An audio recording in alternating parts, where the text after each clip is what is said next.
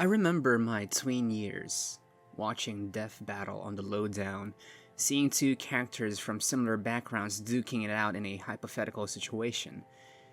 It ingrained in me the idea that strength and power levels are what makes a character interesting. Therefore, whoever won the battle would be the character that I would like more. Why wouldn't I prefer Superman? He's stronger than Goku. Therefore, he's better as a character. And from that statement, I've received my fair share of cyber attacks. Well, looking back at it now as I consumed more media, I realized that strength through victories is just another dimension to what makes a character interesting. Sure, it's cool to see a character that is overwhelmingly powerful squashing the adversaries with no effort, but in recent times, being the strongest has lost all of its nuance, especially in shonen where this seems to be what makes or breaks a good series. In the past, you could probably get away with it. What qualified as a Greek hero in ancient times is simply just being strong. But that doesn't cut it anymore in the present, and being the strongest nowadays just means you're overpowered, which is derogatory in this contemporary era, and what follows is a narrative that people will find boring. I will incur a lot of wrath from the anime and manhwa community for basically everything that I will be saying in this video, but, well, I don't like solo leveling. And not just solo leveling, but every clone that it spawned after its big splash in the fantasy world. Not to say that I didn't enjoy reading or watching it, no, it's spectacular, it's magnificent in its simplicity. Stripping off every other aspect and focusing on what it does good is genius.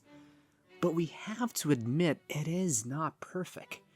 It is power fantasy at its core. It is us projecting ourselves into the main character, and it's easy because whatever he does is what we would do given the chance of extraordinary, overwhelming power. And therein lies the problem that I have with it. It became boring after a few runs of the formula. After peeling back the story and looking at its bare essentials, it's just that, a spectacle. Jinwoo gaining powers at an inconceivable rate removed what made being the strongest interesting, because that's the story, it's him being overpowered. Is that bad? No. It just made being strong boring. He does have adversities, but the sheer volume of victories and the rapid ascension of power-ups, it's simply not for me, sadly. Because that's all that he is, the strongest, an aura farmer. That was Jiren's problem too in Dragon Ball Super, and what made him the worst antagonist of the series. Yes, I would prefer Garlic Jr. more instead of Mr. The Big Punch over here. Being overpowered has this negative effect, especially if a story includes a lot of strong characters. It doesn't separate them. Sure, they may have different abilities, but it's hard being that strong. The challenge and the tension just fades when your main character is expected to win every fight with no effort. It just makes being the strongest boring. A sentiment that was brilliantly told in the story of Saitama. Strength being boring isn't necessarily a bad thing. It can be used in so many creative ways, and the most overt example is One Punch Man, a story of a hero who defeats his enemies with just one punch. The thrill of battle and in turn life is taken away by being on the top. The eternal story of the hero struggling and growing is turned on its head. Now the problem becomes, how do I get down from this mountain? To Saitama, being this strong is a burden, and to us it is entertainment. The tension shifts from can I defeat this opponent to can this opponent defeat me? In the face of this overwhelming force, many villains step up to challenge this strength. But this strength just incites fear. As the strongest, people cower and quiver before the very mention of your name. Your strength goes beyond stories and reaches the realm of horror. Madara Uchiha, for example, the ghost of the Uchiha, appeared before the army of a united nation. Stories of his battles and exploits raced through the thoughts of every warrior, making them sweat, gulp, pray. For that is the meaning of his strength. It is a looming deluge that drowns everything that confronts it. Take, for example, All For One's introduction in My Hero Academia, where his strength choked the air out of those around him, the fear palpable, so much so that it's something that triggers your instincts to expel it from your body, to vomit it out. Others, such as Gojo in Jujutsu Kaisen, inspires fear in his strength, as his enemies avoid confronting him head-on and instead choose to cheese their way out of the boss fight. He alone is the honored one, until he became two, of course. In the industry of wrestling, many have proclaimed themselves as the strongest, the best in the world. While many can claim that they are at the top of the squared circle, few would ever contest the man that is truly atop the mountain, the dead man. For by far no other wrestler, no other being can truly say they are above the phenom. Many have dared, none have done it without fear. He is the adversary, the obstacle, the wall that many wrestlers are terrified of crossing over. Sure, many sling their strength over their shoulders or adorn it over their waists, but The Undertaker merely drags that symbol over the floor with no effort. His strength does not rely on gold nor in accolades. It comes from bitter terror that sprawls across the face of those who challenges him. It is heard through the singular pang of a gong. It is felt every time he crosses your arms as you lie beneath his crotch, beneath those eyes that fade to white. That is the Undertaker. In kayfabe, a supernatural force that quite frankly eliminates all that stand before him. But behind the gimmick as Mark Calloway, he's still the strongest backstage and everyone respected him the most, but his role as the strongest is not only to instill fear and put everyone back in line, but for him, being the strongest means he has the power to pass on the torch. He knows that his defeat can elevate a brand new rookie into stardom. Instead of arguing backstage that he should be the one going over, he fought tooth and nail to do the opposite when he was established as the guy to beat. For him, strength is a duty. It is a common rule to any world, work of fiction or not, that the throne is reserved for only the strongest, for the weight of the crown hangs heavy on one's head. Only those who are worthy can carry the burden of its responsibility. Which is why, for most, the title of king is synonymous for the strongest. Thus, the strongest bears a duty that only they could carry out. I won't lie, that even after my disappointment and outspoken resentment towards My Hero Academia in light of its later development, it is a story of becoming the strongest that I adore. All Might is one of my favorite characters because he is an overpowered character done right.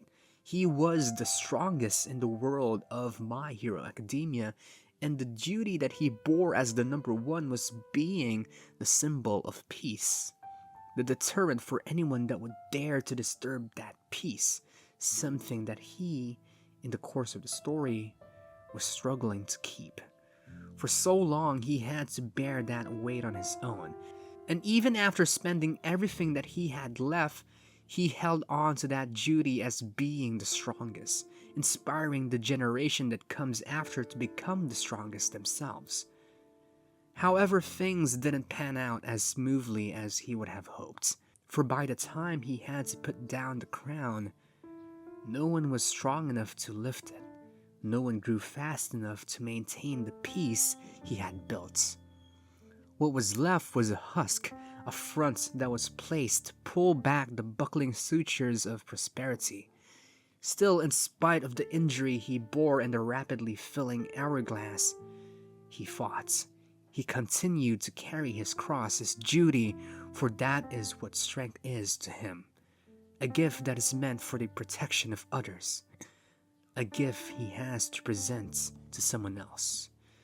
Thus, the story of Deku being the strongest unfolds, for that is now his duty even though he and his body has not caught up yet. The crown digging its thorns on his head as All Might's successor. He is now the strongest, not by his own merits, but by obligation. This was what sold me on My Hero Academia's story, the struggle of becoming number one, thrusted upon you by the man nearly deified for his strength. Was also what tore my opinion into seeing how dirty they did Deku in the end. I guess in order to be strong, one must let go of what made them strong. Nope, it's not sitting right with me still. Why can't we have happy endings anymore?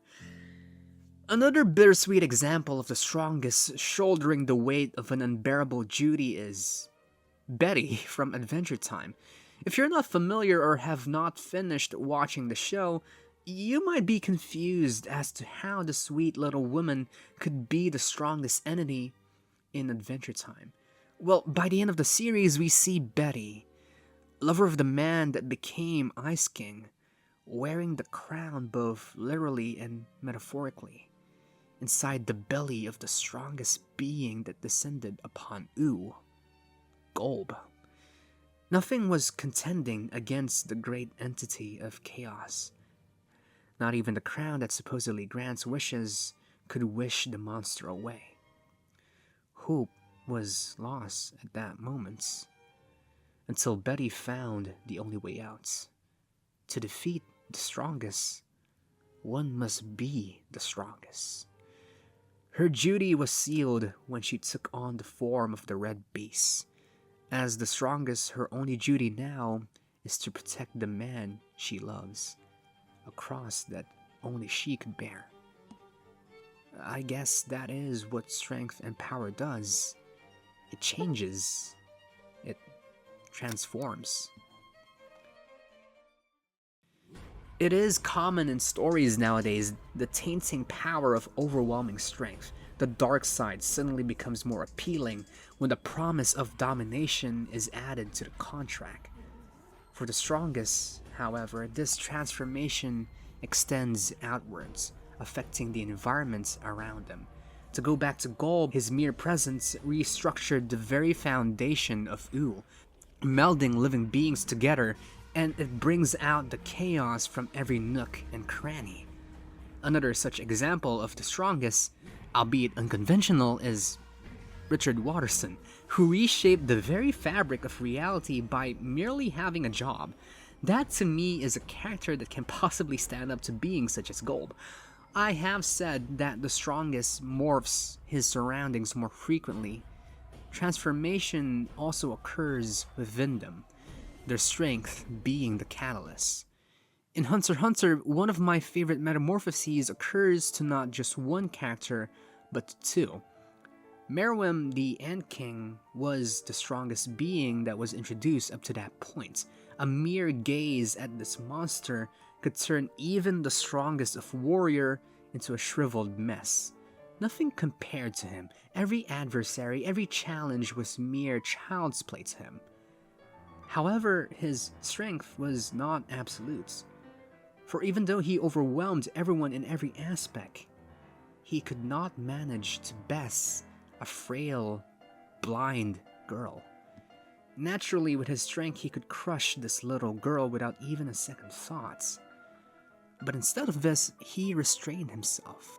At first due to the frustration, and gradually due to humanity. The inverse could be seen by the transformation of Gon. Due to the tremendous loss and grief he experienced, he sacrificed his own abilities just to gain access to strength. Fueled with unbridled rage, he turned over his own humanity to grow fangs and become for even just a moment the strongest being. In the face of change and turmoil, unimaginable powers themselves, the strongest can transform, and in some cases even crumble and deteriorate into something else. For even the strongest can kneel before despair. But the true bearer of the meaning of the strongest would never. Many people call Superman a boring character, massively due to him being the strongest. They believe that he does not have any nuance, his character is bland and boring, too bright, too much underwear, not enough edge, I love Zack Snyder, and so on and so forth. They believe that because of him being able to overpower any kind of challenge you throw at his way, he cannot create a compelling story. He is too strong. He is too perfect. And for the people who say these things about him, they are the kind of people that need Superman most in their life. For his strength does not represent boredom nor fear, but rather it represents hope.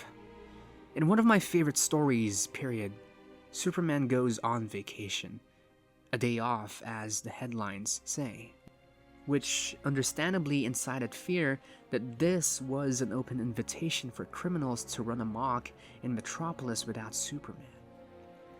In truth, he was out on a run to help Atlas, the Titan punished to lift the heavens.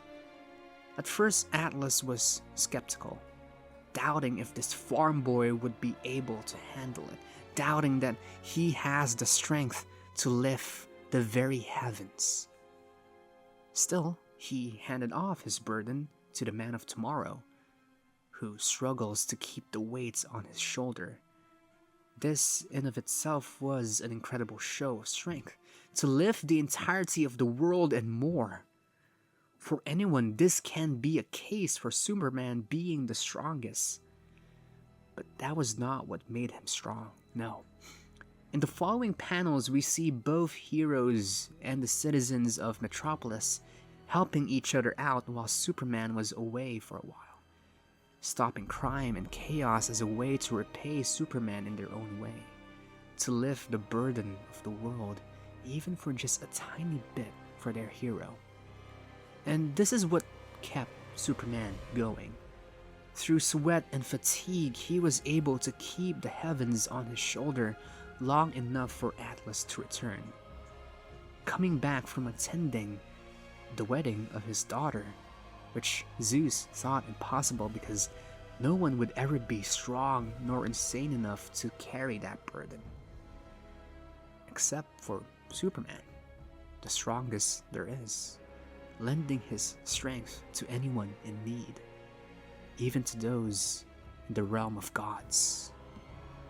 This, to me, is what it truly means to be the strongest, to be the hope of the hopeless, to uplift those who have fallen and to carry literally the entire world on your shoulders. For strength is a gift, and it should be treated as a gift we should share to others. Superman may be powerful enough to beat Goku, but that isn't his most impressive feat, for through his strength, he is able to defeat hopelessness. For it takes a strong man to stand up for himself, but it takes an even stronger man to stand up for others.